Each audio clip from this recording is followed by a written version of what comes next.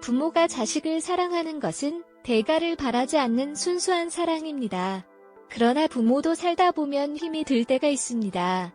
이럴 때는 내가 너를 키우느라 얼마나 고생했는데 라고 말합니다. 이 말에는 내가 너를 키우느라 이만큼 애를 썼으니 너도 노후에 나한테 보상이라 하고 바라는 마음이 깔려 있습니다.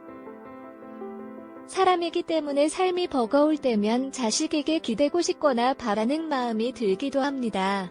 그래서 부모가 자식을 원망하는 경우가 생기기도 합니다. 하지만 자식을 키우는 동안 품에 안았다면 이미 큰 기쁨을 누렸기 때문에 아이에게 사랑을 베풀었다는 생각도 없습니다. 그러니 자식의 독립해 제 가정을 건사하는 것만으로도 부모는 행복하게 여기는 것입니다. 반면 부모라도 내가 너를 키워다라는 생각을 가지면 자식에게 실망해서 괴로움을 자처할 수도 있습니다. 인생을 책임감으로 살게 되면 본인은 열심히 산다고 하지만 돌아보면 인생 전체가 허무하고 공허하게 느껴지기 쉽습니다. 자식을 위해서 어떤 부모가 될 것인가 하는 이런 생각은 겉으로는 훌륭하지만 실제로는 가족을 위해서 자신을 희생한다는 의미가 숨어 있습니다. 시간이 흐르면 결국 스트레스를 받게 되고 나의 지난 인생이 아쉽기만 합니다. 가족을 위해 아이를 위해 내가 노력하고 헌신하고 희생한다는 말하는 사람은 마음속에 사명감이 있습니다. 이럴 때 한번 솔직하게 생각해보세요. 혼자 지내는 것보다 가족과 함께 지내는 것이 좋은지 말입니다. 혼자 사는 것보다 결혼해서 사는 게 낫고 자식이 아무리 애를 먹여 없는 것보다 있는 것이 낫다면 아내 때문에 자식 때문에 자신이 희생하고 있다고 생각하는 것은 잘못된 것입니다. 나 자신을 더 힘들게 만들 뿐입니다. 오히려 아이들에게 항상 고맙다. 너희가 있어서 내가 행복하다고 말해보세요. 아내에게도 가끔 잔소리도 있지만 당신이 있어서 내가 사는 재미가 있네라고 말할 수 있어야 합니다. 이렇게 상대를 고맙게 여기면 가정이 화목해지고 저절로 좋은 아버지, 훌륭한 남편, 좋은 어머니, 훌륭한 엄마가 됩니다. 요즘에는 자식들이 장성한 뒤에도 자신의 인생을 희생하며 뒷바라지 않은 부모들이 많은데요. 그러나 희생하는 데에는 한계가 있습니다. 결국에는 인생을 이렇게 살 필요가 있나? 내가 왜 가정에 자식에 묶여서 이렇게 인생을 허비하나 회의가 됩니다. 또 누구를 위해서 희생한다는 생각을 하면 보상 심리가 생기게 되죠. 누구를 위해 산다는 것은 자유롭고 행복한 인생과는 거리가 있습니다. 멉니다. 좋은 부모가 되는 길은 좋은 배우자가 되는 길과 같습니다. 돈이 많든 적든 부모가 서로 악을 행하고 싸우면 자녀들은 영향을 받아 성장에 영향을 받을 수 있습니다. 그러나 부부가 서로 행복하게 지낸다면 자녀들은 저절로 잘 성장합니다. 공부를 잘하지 못한 자녀들도 잘 되기도 합니다. 결국 부부가 화목하게 지내는 것이 부모 노릇을 제대로 하는 것입니다. 부모가 자식을 위해 무조건 희생하려다 보면 자녀들에게 거는 기대가 높아지게 됩니다. 그리고 자녀들은 부모의 기대를 지니고 살아가게 되는데 이런 상황에서는 삶의 활기가 없어지고 항상 부모의 눈치를 보게 됩니다. 이런 자녀들은 결혼해서도 자립하지 못하고 부모에게 의지하기 쉽습니다. 따라서 자식의 행복을 위해서라면 자식이 20살이 되면 독립을 시켜줘야 합니다.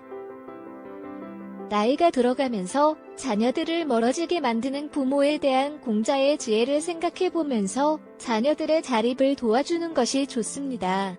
자녀의 문제를 대신 해결하려고 하지 마시고 자녀들이 직접 어려움을 경험하고 극복해 나갈 수 있도록 해주는 것이 좋습니다.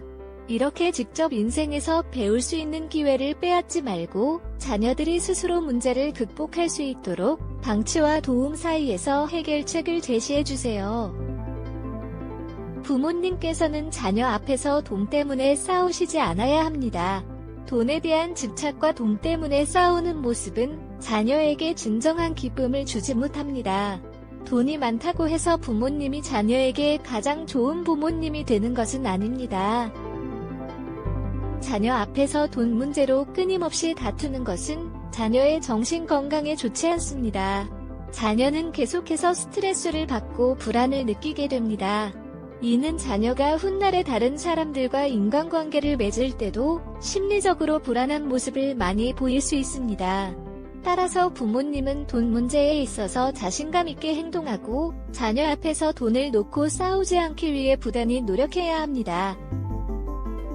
또한 부모님은 자녀를 자신의 소유물로만 보지 않아야 합니다. 자녀는 자신의 삶을 주체적으로 이끌어가는 하나의 독립적인 인간으로 여겨져야 합니다. 양육의 목적은 자녀를 독립시키는 것이기 때문입니다.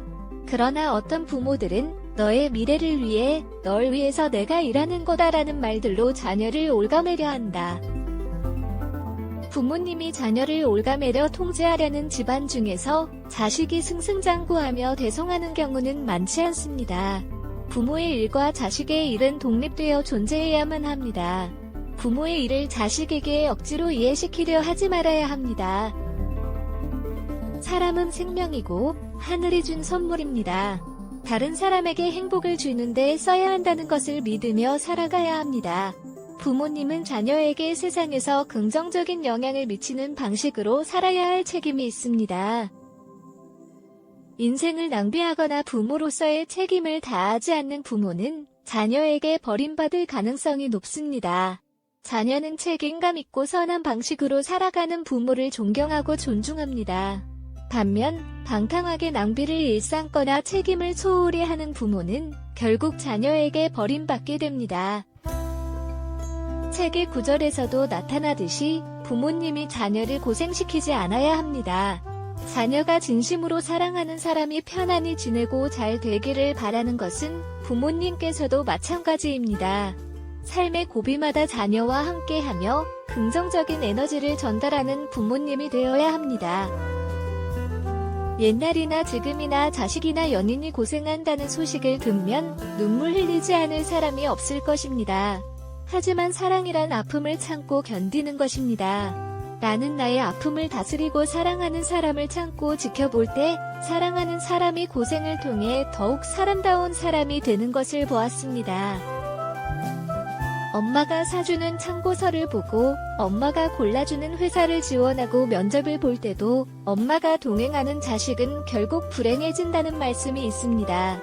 그러므로 내 자식을 사랑한다면 고생을 시켜야 하며 내 제자를 사랑한다면 엄격한 채찍질을 아끼지 말아야 하고 내 연인을 사랑한다면 격렬한 비판을 아끼지 말아야 합니다. 충은 군주나 국가를 향한 일방적 희생을 의미하지 않고 고든 마음, 진실한 마음을 일컫습니다. 사람도 마찬가지입니다. 누군가를 진심으로 대할 때는 어찌 충고와 깨우침을 아끼겠습니까? 사랑이란 긍정과 부정의 총합입니다. 사랑이란 무조건 긍정하는 것이 아니라 좋아함과 미워함의 균형을 이루어야 합니다. 타인을 진정으로 사랑할 때 우리는 그 사람이 잘 되기를 바라며 나아가 완성된 사람이 되기를 원합니다. 사람들의 완성은 스스로의 잘못된 행동을 고치고 고난과 시련을 겪고 이겨냄으로써 이루어지기 때문에 사랑이 무조건적인 긍정이 될 수는 없습니다. 내가 사랑하는 사람이 잘 되기를 원하면서 그 사람의 잘못을 비판하지 않는다면 그것은 사랑하지 않는 것이고 그 사람의 잘못을 고치지 않는 것을 미워하지 않는다면 또한 사랑하지 않는 것입니다. 사랑을 바탕으로 하는 비판과 그렇지 않은 비판은 확연히 구별됩니다. 따라서 사랑이란 좋아함과 미워함의 균형을 이루어야 합니다. 부모가 자식을 사랑하는 것도 마찬가지입니다. 조선시대 정조 때의 선배였던 이덕무는 부모와 자식 간의 사랑의 도에 대해 다음과 같이 말씀하셨습니다. 너무 엄격하면 사나운 자식은 멀어지게 되고 너무 사랑하면 영리한 자식은 방자하게 된다. 부모가 자식을 대하는 방법은 엄격함과 사랑함이 균형을 이루어야 합니다. 부모가 자식을 대하는 마음만큼 사랑이 넘치는 것은 없을 것입니다. 하지만 부모와 자식 간에도 좋아함과 미워함의 균형을 이루어야 하니 다른 종류의 사랑에는 말할 것도 없습니다. 이렇듯 공자에 따르면 무조건적인 사랑을 베푸는 것도 좋지 않습니다. 부모 자식 간의 사랑에는 균형이 필요하며 사랑하는 자녀가 성장하여 온전한 인간이 되도록 돕고자 하는 마음이 있어야 합니다. 공자는 너무 많은 사랑이나 너무 많은 엄격함은 자녀에게 부정적인 영향을 미칠 수 있다는 점을 몇 번이고 강조합니다. 결론적으로 부정적인 행동을 하거나 책임을 소홀히 하거나 자식에 대한 배려가 부족한 부모는 자녀에게 버림받을 가능성이 높습니다. 조영로의 너의 말이라는 책에 공자는 자식에게 모범이 되는 부모가 되기 위해서는 무엇보다 사람이 되어야 한다고 말합니다. 좋은 사람이 되면 자녀에게도 좋은 부모가 될 수 있다는 의미입니다. 공자의 지혜를 들어보죠. 좋은 사람이 되는 방법은 항상 사랑받는 사람으로 다른 사람에 대한 배려를 잊지 않고 성실히 살아가는 것입니다. 이것은 어렵게 보일 수 있지만 실은 즐거운 일입니다. 이와 같은 삶의 방식을 가진 사람의 곁에는 언제나 많은 이들이 따르며 주위의 사랑을 받기에 외톨이가 되는 법이 없습니다. 동료들과 항상 함께 살아가며 타인에게는 관대하되 자신에게는 엄격해야 합니다. 너그럽고 대범한 자세는 타인과 좋은 관계를 만들어가는데 긍정적인 역할을 합니다.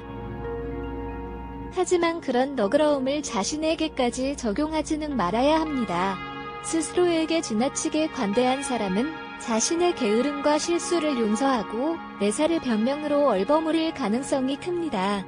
타인에게는 관대하고 대범한 마음으로 다가갈 수 있지만 자신에게는 엄격하고 신중한 태도를 지니면서 진정한 성장을 도모할 수 있습니다. 교육의 기본 가르침에 있어서 중요한 것과 중요하지 않은 것을 판단하는 것은 어리석은 생각입니다. 모든 가르침에는 나름의 가치와 정의가 담겨 있습니다. 다만 상대의 역량을 고려하지 않고 갑작스럽게 난해한 내용을 가르치는 것은 경계해야 합니다. 폭넓은 가르침을 전하되 배우는 쪽의 수준에 맞추는 배려가 필요한 것이 교육입니다. 너무 높은 수준의 내용을 배우라고 강요하는 것은 교육이 아닙니다. 최소한의 예의와 조화로운 삶을 위해 서로 침묵을 도모하고 친근한 태도로 상대를 대하는 것은 좋은 일입니다. 단, 아무리 가깝고 돈독한 관계를 맺기 위해서라도 최소한의 예의는 잊어버리지 않아야 합니다. 최소한의 예의가 사라지면 제대로 된 인간관계를 맺는 것도 어렵고 어떠한 일도 원활히 진행되지 않을 수 있습니다. 자신을 가장 엄중히 경계하고 자신의 잘못은 엄격히 따지고 깊이 반성해야 합니다. 한편 다른 사람의 실수를 따질 때에는 사정을 잘 헤아려 보고 동정할 부분이 있다면 관대하게 감싸줘야 합니다. 이렇게 행동하면 억울함이나 원망을 호소하는 목소리가 줄고 사람들 또한 그러한 미덕을 본받습니다. 마음의 성장을 완성하는 3가지 큰 돈을 벌었다는 이야기에 판단력과 냉정함을 잃지 않는 것, 극복해야 할 난국에는 목숨을 걸고 맞설 각오를 하는 것, 오래전에 나눈 약속일지라도 잊지 않고 반드시 지키는 것은 3가지를 행할 수 있다면 마음의 성장은 완성된 것이라고 할 수 있습니다. 사람답게 살기 위한 조건은 사람이 먼저 정직한 마음을 가지고 있어야 한다는 것입니다. 정직한 사람만이 타인과 함께 살 수 있으며 세상에서 받아들여지고 행복에 가까워집니다. 혹여나 정직하지 못한 사람이 세상에서 받아들여지고 있다면 그것은 단지 운이 좋았을 뿐입니다. 기분에 따라 말이 쉽게 변하는 사람은 마음이 견실하지 않은 병에 걸린 것과 다를 바 없습니다. 이 병은 아무리 영험한 기도로도 아무리 뛰어난 명예의 치료로도 고칠 수 없습니다. 결국 주위 사람들로부터 미움을 받고 버림받을 뿐입니다.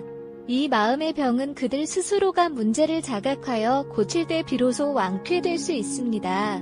나는 타인을 얼마나 이해하고 있는가, 다른 사람이 나를 이해해주지 않는다고 불만에 가득 차 끙끙 앓아봤자 해결되는 것은 아무것도 없습니다.